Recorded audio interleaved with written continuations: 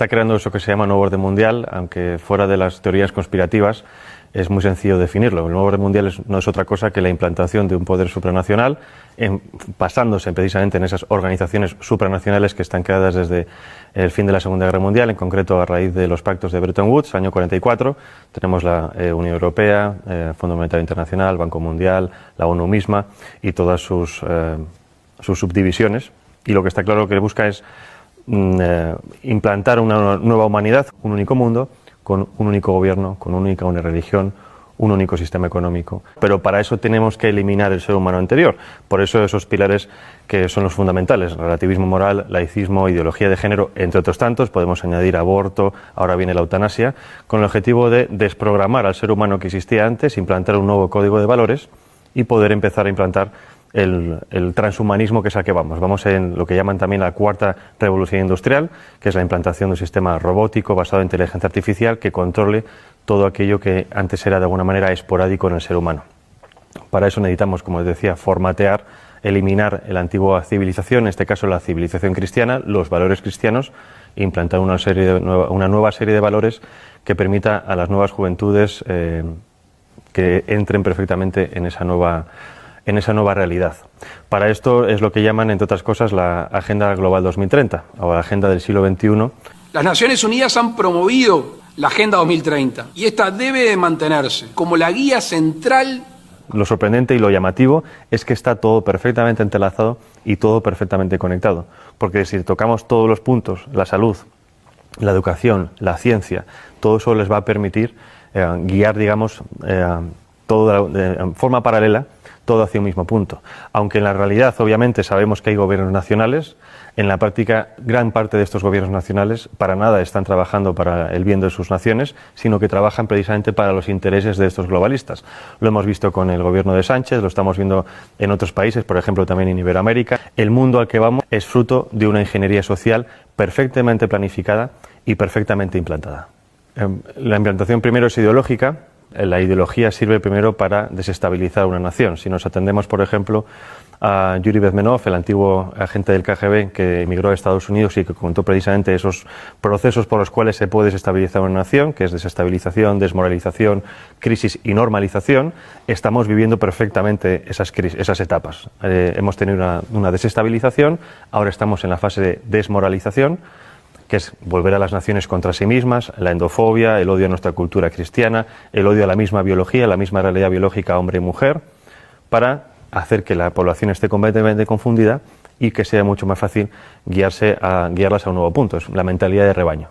Ahora bien, primero es la ideología, segundo es lo demás: implantación social, económica, política, tecnológica, medioambiental, sanitaria, alimenticia. Todo esto está perfectamente diseñado en la página del Foro Económico Mundial.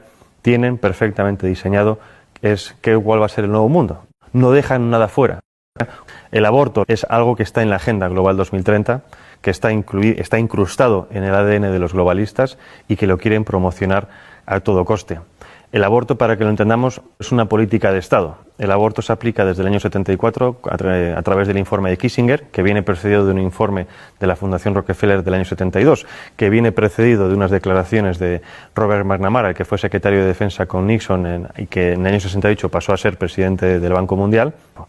¿Qué pasa? Obviamente, si entendemos esto como una política de Estado, obviamente no se puede vender al resto de la población diciendo: ustedes van a dejar de tener hijos porque a nosotros nos interesan los recursos que ustedes tienen. Lo que se hace es un marketing político. Y esto es como nos están vendiendo todo. El aborto es un interés de Estado, es un interés geoestratégico. Todas las demás propuestas que tenemos hoy en día, ideología de género, ecología o esta nueva religión medioambiental, todo eso es lo mismo. Son políticas de Estado que nos lo venden para el gran público con un marketing político para que la gente lo acepte. Porque, por ejemplo, si entendemos ahora las políticas medioambientales como, digamos, obviamente necesarias para todos los gobiernos, dentro de esas políticas medioambientales está la reducción de la población. Nos lo venden como un bien necesario, es decir, si seguimos creciendo vamos a destruir el planeta, por lo tanto, dejen ustedes de tener hijos, porque si no este ritmo es inaguantable. Nos venden la ideología verde como algo necesario, pero que dentro de esa ideología verde contiene todas estas políticas de Estado que nos lo quieren vender para, obviamente, controlar a la población. Con el objetivo precisamente de desestabilizarnos para poder tener el control completo sobre nosotros. No hay nada más fácil que dominar que una población enfrentada entre sí. Por eso es tan importante entender cómo funciona la aplicación de las políticas, cómo funcionan las élites supranacionales, para poder entender qué tipo de política se nos está aplicando a nivel nacional y local. El enemigo a abatir por esta élite supranacional o globalista no es otra cosa que el ser humano. Es decir, hay un desprecio absoluto por parte de las élites por el ser humano corriente, no solo en las élites supranacionales, también las tenemos en las élites nacionales. Y obviamente para destruir a esa parte de la población, no en el sentido físico, sino en el sentido psicológico, hay que atacar obviamente sus creencias, sus bases morales, y en este caso primero es destruir las naciones y obviamente la religión. Hay un objetivo que es crear una religión única. Es decir, las religiones tradicionales son un escollo para ese nuevo orden mundial, para la consecución de ese poder político. Si eliminamos la religión, estamos eliminando obviamente una vía de escape muy humana que de alguna manera evita que llegues al control mental de las personas. Podremos controlarlas físicamente, pero la religión permite que esas personas se puedan evadir a otro plano y obviamente también contienen unos códigos ético-morales muy firmes que están completamente enfrentados ante los códigos morales que nos quieren implantar. En este caso, la religión católica o la Iglesia católica es el enemigo a batir desde hace siglos. Ya no solo hablo de la masonería, sino de muchísimas personas. Es decir, es necesario hacer caer esa civilización cristiana para poder implantar una nueva civilización. El objetivo en general cuando hablo de la humanidad es el control absoluto de la población, pero no solo hablo de control, digamos, policial, sino control de lo que se consume, de lo que se piensa, de lo que se educa, de lo que se ve. Más o menos yo creo que todo el mundo tiene en la cabeza esta realidad porque es un poco lo que estamos viendo. Nos censuran las redes sociales, nos censuran medios de comunicación, censuran incluso en los mismos colegios y esto no es otra cosa que poner barreras. Entonces necesitan acabar con todo eso para poder tener el control. Obviamente cuando hablo de Soros como uno de los principales promotores de este nuevo orden mundial, lo dejo muy claro, uno de los principales, o digamos una de las caras visibles. Yo creo que si conocemos a Soros tanto, es porque a Soros se le permite mostrarse. ¿Con esto qué quiero decir? Con esto digo que los verdaderamente poderosos están en la sombra.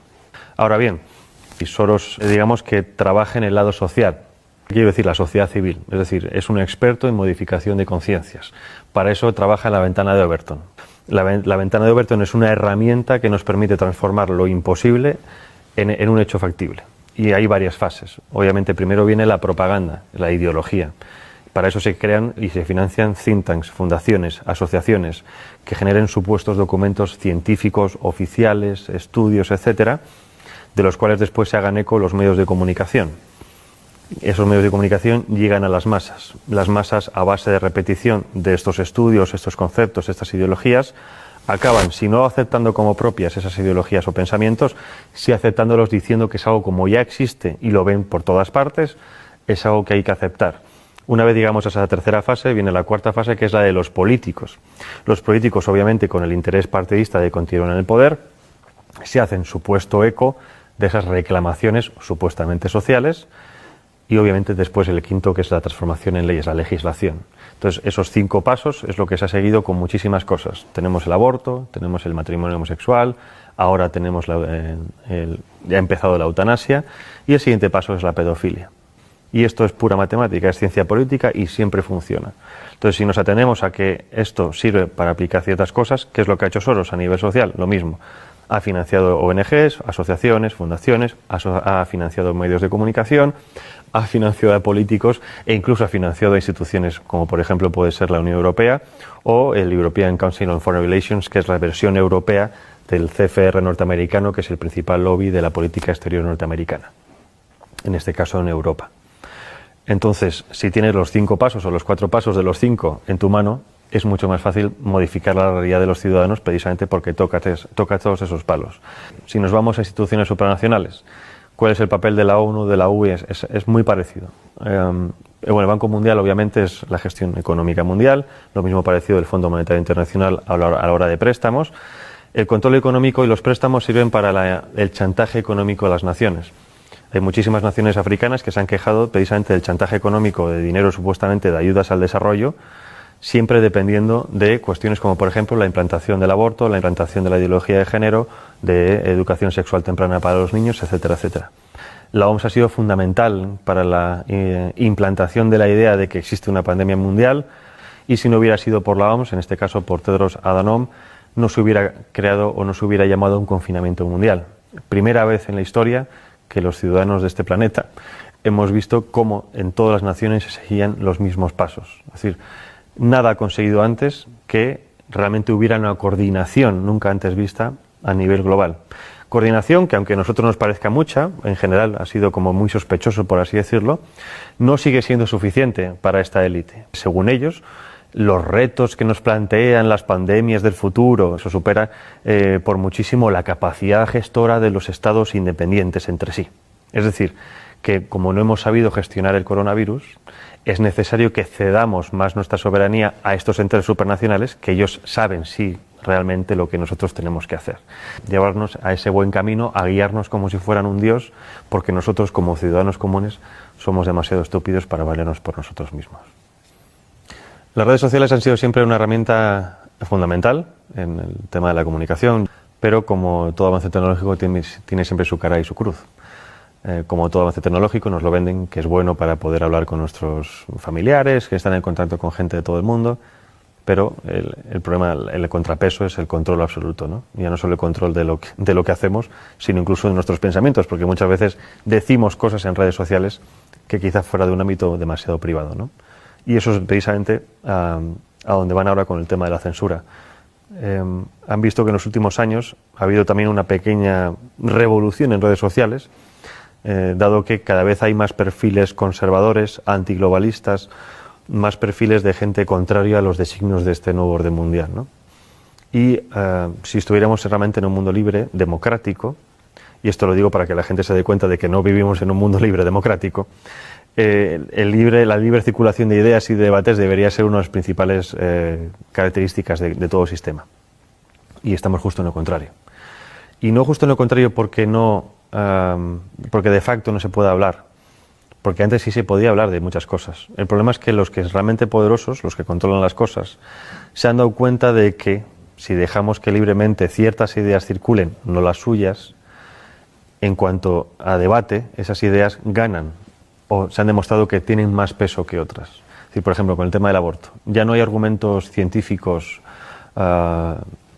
médicos, ahora son argumentos puramente sentimentales, ¿no? El derecho de la mujer a elegir sobre su propio cuerpo, porque por eso saben que los argumentos médicos no pueden vencerlos.